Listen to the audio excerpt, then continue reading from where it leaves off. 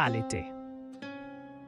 Aujourd'hui, on sort les lunettes de soleil, la crème indice 50 et on se plaint quand la climatisation ne marche pas. Mais il y a 3000 ans en Égypte, l'été n'était pas du tout une saison de farniente. C'était plutôt une épreuve de survie sous 40 degrés, avec le Nil en guise de calendrier, des récoltes incertaines et des dieux qu'il fallait supplier pour ne pas mourir de faim. Alors, accrochez-vous. Aujourd'hui, on plonge dans la vie quotidienne des Égyptiens face au soleil brûlant de l'Antiquité. En Égypte, tout dépendait du Nil. Pas de Nil, pas de vie. Chaque été, on attendait la crue. L'eau devait sortir de son lit, irriguer les terres, déposer cette boue fertile qui garantissait la récolte. Pas assez d'eau, et c'était la famine. Trop d'eau, et c'était l'inondation et la perte des champs. Les paysans priaient Hapi, le dieu du Nil, pour que les crues soient justes. Un dieu représenté avec un ventre bedonnant et une poitrine généreuse. En gros, la mascotte antique de la fertilité. Et quand le Nil n'était pas au rendez-vous, le prix du pain flambait, parfois 10 fois plus cher. Les ventres creux se multipliaient et parfois des révoltes éclataient. 40 degrés à l'ombre, sauf qu'il n'y avait pas d'ombre. Les paysans travaillaient torse nu, la tête couverte d'un simple tissu. Résultat, coups de soleil, insolation, déshydratation. Et sans crème solaire, que faire? Eh bien, on utilisait des onguents, des mélanges à base de graisse animale et de miel. Oui, du miel. Collant sucré et censé protéger la peau. Un ancêtre de la crème solaire, mais version dessert. Autre problème, l'eau stagnante. Le Nil attirait moustiques, sangsues et maladies. La malaria et la bilharziose étaient courantes, mais à l'époque, on ne parlait pas de bactéries. Les Égyptiens pensaient que les maladies venaient des dieux en colère ou de démons invisibles. La médecine mélangeait donc recettes efficaces, comme le miel, qui est vraiment antiseptique, et incantations magiques avec amulettes et prières. En gros, moitié science, moitié Harry Potter. L'été voulait dire travail, moisson, irrigation, construction. Les enfants jouaient dans l'eau du Nil, parfois avec les crocodiles comme voisins de baignade. Ambiance piscine municipale, mais version Jurassic Park. Pendant ce temps, les nobles et les prêtres restaient bien à l'ombre dans leurs villas, avec des esclaves chargés de les éventer toute la journée. Oui, imagine, ton seul boulot, c'est de faire du vent avec une feuille de palmier. Mais l'été égyptien, c'était aussi le danger permanent. Les récoltes brûlées par le soleil, les incendies dans les villages de Torchis et surtout la famine. Les pharaons organisaient parfois des distributions de pain et de bière pour calmer les foules. Un peu comme un gouvernement moderne qui distribue des bons alimentaires. Sauf qu'ici, c'était « tiens, prends un pain sec et une jarre de bière tiède et sois content ». Alors, survivre à l'été en Égypte antique, ce n'était pas si différent d'aujourd'hui. On cherchait de l'ombre. On utilisait des sortes de crème solaire artisanales. On priait pour de bonnes récoltes. On essayait de se rafraîchir dans l'eau au risque de se faire croquer par un crocodile. Bref, la prochaine fois que tu te plains parce que ton transat est trop chaud, pense aux Égyptiens. Pas de climatisation, pas de frigo, pas de crème solaire, juste le soleil, le sable et les dieux.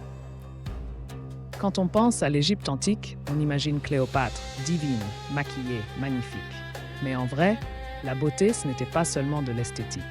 C'était aussi une question de survie. Sous 40 degrés, il fallait trouver des astuces pour lutter contre le soleil, les poux et surtout les mauvaises odeurs. Le secret numéro 1, le kohl.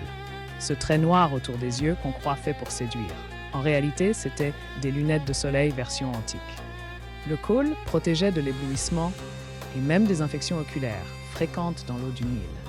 Résultat, tout le monde en portait. Hommes, femmes, enfants. Un mélange entre pharmacie et make-up. Deuxième astuce, la perruque. Sous ce climat, garder ses cheveux, c'était comme porter un bonnet de laine en plein été. Alors les Égyptiens se rasaient la tête et portaient des perruques. Résultat, plus de poux et des coiffures adaptables. Simple pour le quotidien. Spectaculaire pour les fêtes. Un peu comme aujourd'hui, jogging à la maison, brushing pour sortir. Mais le vrai problème, c'était l'odeur. Pas de déodorant, pas de douche moderne. Alors, on invente les parfums solides et les huiles parfumées. Des fleurs, de la résine, mélangées à de la graisse animale. Résultat, on brillait au soleil et on sentait bon le lotus. Enfin, surtout quand on était riche. Le peuple, lui, se lavait dans le Nil avec les crocodiles en prime. Et voici la palme du glamour antique. Les cônes de graisse parfumée. Oui, les nobles posaient littéralement un cône de cire parfumé sur leur tête. Sous la chaleur, ça fondait, et le parfum coulait lentement sur les cheveux et sur les vêtements. Imagine la scène, un banquet. Ta coiffure dégouline de graisse parfumée sur ta tunique blanche, chic ou dégoûtant, à toi de juger. Alors tu vois, en Égypte antique, la beauté rimait avec survie. Le col protégeait les yeux. La perruque tenait les poux à distance. Les huiles masquaient les odeurs. Et le cône parfumé te transformait en bougie humaine. La prochaine fois que tu ajustes ton eyeliner ou que tu mets du déo, pense aux Égyptiens. Eux, c'était pas de la coquetterie, c'était de la haute technologie contre le soleil. Ah, le Nil, fleuve majestueux, source de vie et de mort. Parce que oui, se baigner dans le Nil antique, c'était un peu comme jouer à la roulette russe. Premier danger, le crocodile du Nil, un monstre de plus de 5 mètres, capable d'avaler un homme entier et redouté par tous. Les Égyptiens l'appelaient le dévoreur. Il pouvait surgir à tout moment quand tu allais chercher de l'eau ou quand les enfants jouaient au bord du fleuve. Pourtant, certains crocodiles étaient considérés comme sacrés. À Komombo, par exemple, on vénérait Sobek, le dieu à tête de crocodile. On élevait même des crocodiles dans des temples, nourris, soignés, momifiés après leur mort. Imagine avoir un reptile de 500 kilos comme animal de compagnie divin. Mais le crocodile n'était pas le pire. Non. Le plus redouté, c'était l'hippopotame. L'air inoffensif, gros nounours aquatique, erreur. L'hippopotame est imprévisible, territorial, ultra-agressif. Ses canines pouvaient broyer une pirogue en un seul coup de mâchoire. Les Égyptiens le craignaient tellement qu'ils en ont fait un ennemi mythologique. Le dieu Seth, incarnation du chaos, prenait parfois l'apparence d'un hippopotame. Et pour protéger le pharaon, les prêtres organisaient des rituels où l'on tuait symboliquement un hippopotame d'argile. Un acte magique, censé repousser le désordre et garantir la prospérité du royaume. Mais la liste des dangers ne s'arrête pas là. Quitte le fleuve et tu tombes sur d'autres ennemis. Les serpents. Le plus célèbre, le cobra égyptien. Symbole de la royauté, on le voyait dressé sur la coiffe des pharaons. Mais dans la vie réelle, une morsure et tu étais mort en quelques heures. On racontait que Cléopâtre elle-même s'était donné la mort avec un aspic, un serpent venimeux. Mythe ou réalité, on ne sait pas. Mais une chose est sûre, les Égyptiens redoutaient ces reptiles, au point de multiplier amulettes et incantations pour s'en protéger. Et puis il y avait les scorpions, petits mais mortels. Leur piqûre pouvait tuer un enfant en quelques heures. Dans le désert, les voyageurs dormaient sur des lits surélevés pour éviter les intrusions nocturnes. Les prêtres invoquaient même la déesse Isis comme protectrice contre les scorpions. Une légende raconte qu'elle avait été piquée en protégeant son fils Horus. Résultat, on récitait des prières magiques, censées neutraliser le venin. Alors, comment se défendre face à tous ces dangers? La médecine égyptienne mélangeait recettes pratiques et magie. Pour une morsure de serpent, on appliquait des plantes, on récitait une incantation. Pour un scorpion, on portait une amulette gravée d'un texte protecteur. On croyait que les mots eux-mêmes pouvaient soigner. C'est cette combinaison de science et de superstition qui fascinait les Égyptiens. Un monde où la nature était pleine de dieux et de démons invisibles. En résumé, se baigner dans le Nil, c'était risquer le crocodile. Naviguer, c'était croiser un hippopotame en colère. Marcher dans le désert, c'était rencontrer un cobra ou un scorpion. Mais pour les Égyptiens, ces dangers faisaient partie de la vie quotidienne. Alors, ils priaient, ils portaient des amulettes.